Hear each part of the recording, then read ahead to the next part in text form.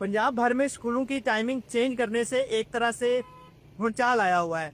लेकिन इसमें दो तरह के लोग हमें दिखाई दिए हैं। एक तो वो वालिदैन हैं जो अपने बच्चों को सिर्फ स्कूल छोड़ने के बाद वापस घर चले जाते हैं, वो तो बड़े खुश हैं।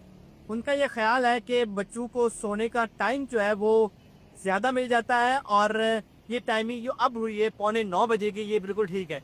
और इसी तरह से एक और तबका है जो इस सूरत हाल से थोड़ा ज़्यादा मुतासर दिखाई देता है।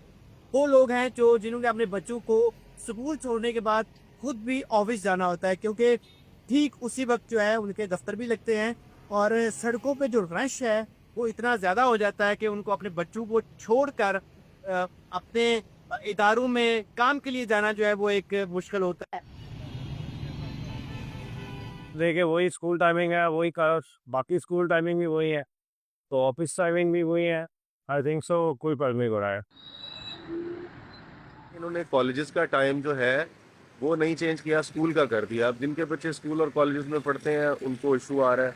एक तो पेरेंट्स का डबल चक्कर लग रहा है, पहले आप कॉलेज वाले बच्चों को छोड़ रहे हैं, फिर आप स्कूल वाले बच्चों को छोड़ रहे हैं। तो इससे तो मज़ीद जो है वो मेरे ख्याल में स्मोक में इजाफा होगा।